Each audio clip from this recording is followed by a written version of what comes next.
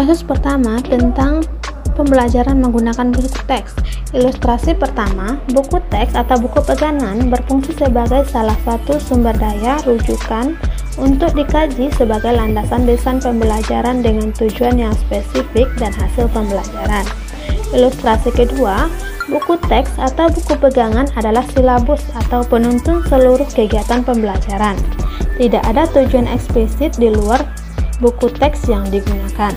Dari kedua ilustrasi ini, ilustrasi yang sering digunakan sebagai seorang pendidik adalah ilustrasi pertama. Buku teks atau buku paket berfungsi sebagai salah satu sumber daya rujukan untuk dikaji sebagai landasan desain pembelajaran dengan tujuan yang spesifik dan hasil pembelajaran.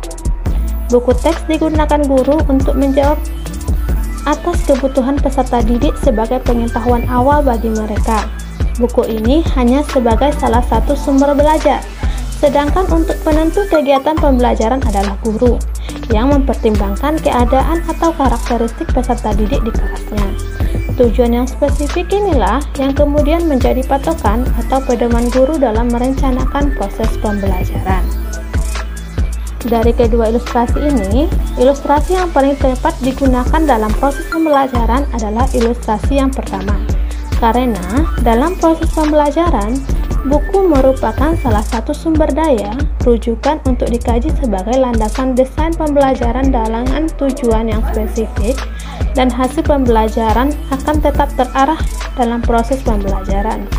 Namun, dalam proses pembelajaran ini, buku teks bukan satu-satunya sumber belajar, karena peserta didik zaman sekarang atau peserta didik kekinian lebih suka membuka Android daripada membaca buku teks.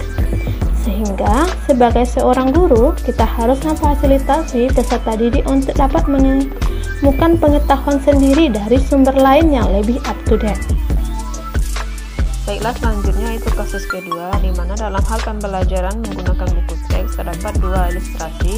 Ilustrasi yang pertama, hasil belajar yang diinginkan membutuhkan penilaian unjuk kerja yang bersumber dari keilmuan sebagai konten buku teks.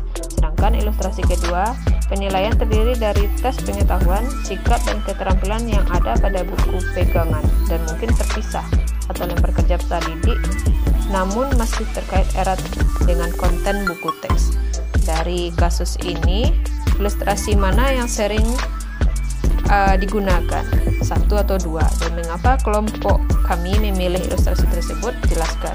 Lalu, ilustrasi mana yang menurut kami cocok dan sesuai untuk peserta didik kekinian? Jelaskan. Jadi di sini kami sebagai kelompok satu dalam kasus dua ini memilih ilustrasi kedua karena untuk mengukur keberhasilan pembelajaran peserta didik bukan hanya dilakukan pada pengetahuan saja, tapi juga penilaian keterampilan sikap.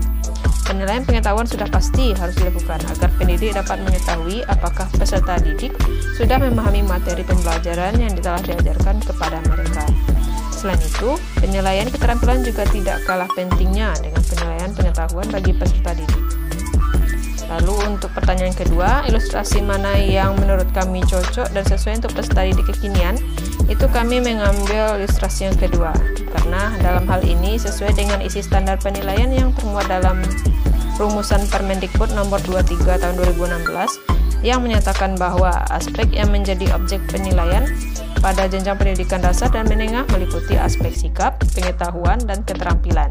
Penilaian aspek sikap bertujuan untuk mendapatkan informasi deskriptif tentang sikap atau perilaku peserta didik. Sedangkan penilaian aspek pengetahuan bertujuan untuk mengukur tingkat penguasaan peserta didik terhadap pengetahuan yang diberikan.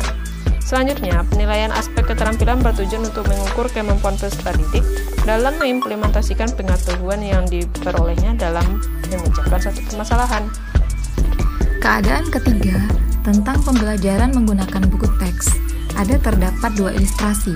Ilustrasi yang pertama yaitu buku teks digunakan untuk mengungkap, menyoroti, dan mengeksplorasi pertanyaan-pertanyaan penting serta tantangan keilmuan yang mendukung kinerja inti di dalam subjek. Nah, ilustrasi kedua, tugas peserta didik adalah mengetahui apa yang ada dalam teks. Pertanyaan penting serta tujuan kinerja belajar terdapat di dalamnya, sehingga buku teks merupakan panduan membaca, diskusi, dan persiapan hingga akhir. Nah, kemudian pertanyaannya, ilustrasi mana yang digunakan dan dipilih untuk pembelajaran? Ilustrasi yang dipilih yaitu ilustrasi pertama, karena buku teks tidak digunakan untuk mengungkap, menyoroti, mengeksplorasi pertanyaan-pertanyaan penting, serta tantangan keilmuan yang mendukung kinerja inti di dalam subjek. Nah, ini karena buku teks tidak lagi menjadi satu-satunya sumber belajar yang menjadi acuan dalam proses pembelajaran, karena pendidikan paradigma baru tidak diwajibkan untuk hanya berpedoman pada satu sumber saja, melainkan adanya kebebasan baik guru maupun peserta didik untuk menemukan berbagai informasi dengan sumber belajar, bisa melalui internet ataupun jurnal. Nah, pertanyaan selanjutnya, ilustrasi mana yang paling sesuai untuk peserta didik kekinian? Nah, kita ketahui di abad 21 dan serba digital ini, ilustrasi pertama itu yang menurut kami cocok untuk peserta didik, karena gaya belajar peserta didik saat ini lebih suka membaca literatur via online seperti e-book, artikel, jurnal, dan lain-lain. Hal tersebut sangat mudah diakses, jadi tidak terbatas oleh waktu, karena setiap peserta didik memiliki akses untuk membuka internet. Kasus keempat, penomoran pada buku teks. Di sini terdapat dua ilustrasi. Ilustrasi pertama, buku teks tidak digunakan berdasarkan urutan penomoran karena urutan membaca buku teks berdasarkan urutan tujuan pembelajaran yang diinginkan. Ilustrasi yang kedua, buku teks dibaca dan dimanfaatkan berdasarkan urutan penomorannya. Dari kedua ilustrasi tersebut muncullah pertanyaan, ilustrasi mana yang sering digunakan dan mengapa memilih ilustrasi tersebut, serta ilustrasi mana yang cocok dan sesuai untuk peserta didik yang kekinian. Ilustrasi yang kelompok kami pilih yaitu ilustrasi yang pertama, karena buku teks tidak digunakan berdasarkan urutan penomoran, di mana urutan membaca buku teks berdasarkan urutan tujuan pembelajaran yang diinginkan.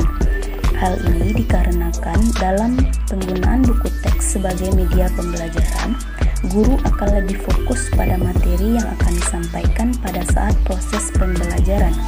Guru menggunakan buku teks sesuai dengan tujuan pembelajaran yang telah ditetapkan, bukan terfokus pada urutan penomoran buku teks. Ilustrasi yang cocok digunakan dan sesuai untuk peserta didik yang kekinian yaitu ilustrasi yang pertama, karena buku teks tidak digunakan berdasarkan urutan penomoran, karena urutan buku teks berdasarkan urutan tujuan pembelajaran yang diinginkan. Buku teks sekarang pada umumnya hampir tidak menggunakan penomoran, atau kalau mau dipakai maksimal 2 digit. Bila lebih dari 2 digit, buku tersebut akan terlihat seperti buku ilmiah murni, seperti skripsi, tesis, disertasi, atau artikel jurnal, dan bukan buku teks atau ilmiah populer. Keadaan kelima yaitu mengenai sumber belajar. Di sini disediakan dua ilustrasi. Ilustrasi pertama, buku teks ini adalah salah satu sumber daya dan rujukan di antara banyaknya sumber belajar. Buku pegangan termasuk sebagian materi dan umumnya hanya digunakan untuk merangkum ide-ide penting dan sebagai landasan memecahkan masalah dan dukungan argumen penting. Sedangkan ilustrasi kedua adalah buku teks sumber primer dan bahan sumber lainnya jarang digunakan, misal tidak menggunakan media massa, media sosial, dan lain-lain. Ringkasan dan konten buku teks diambil sebagai kegiatan untuk dipelajari, didalami, dieksplorasi, diuji, dan dikritik. Nah, pertanyaannya adalah ilustrasi mana yang sering digunakan atau dilakukan dan mengapa ilustrasi ini digunakan? Nah, jawabannya adalah ilustrasi yang biasa kami gunakan saat mengajar adalah ilustrasi pertama, di mana ilustrasi pertama ini kami hanya menggunakan satu sumber belajar. Seperti kita lihat di saat kita bersekolah, guru hanya menggunakan satu sumber belajar, seperti sumber belajar yang sudah memuat materi yang sesuai dengan silabus sebagai bahan rujukan dari penjelasan atau penguatan yang diberikan oleh guru. buku sumber ini dapat diperoleh dari buku rancangan MGMP, buku terbitan dari penerbit seperti Erlangga, Bumi Aksara, dan lainnya. Nah, pertanyaan kedua yaitu, ilustrasi mana sih yang menurut kalian cocok untuk peserta didik kekinian, dan jelaskan alasannya. Nah, menurut kami, ilustrasi yang cocok adalah ilustrasi kedua, karena di sini buku teks sumber primer dan bahan sumber lainnya jarang digunakan. Misal, tidak menggunakan media massa, media sosial. Ringkasan dan konten buku teks diambil sebagai kegiatan untuk dipelajari, didalami, dieksplorasi, diuji, dan dikritik.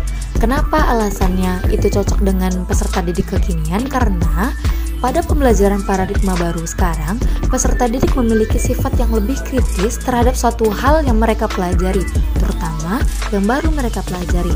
Kemudian, kegiatan dengan mengambil suatu sumber untuk diteliti, dikritik, didalami, dieksplorasi sesuai dengan perkembangan berpikir peserta didik ke arah kreatif dan berpikir kritis, atau menuntut peserta didik untuk dapat berpikir lebih tinggi, atau yang bisa kita kenal dengan istilah higher order thinking skill.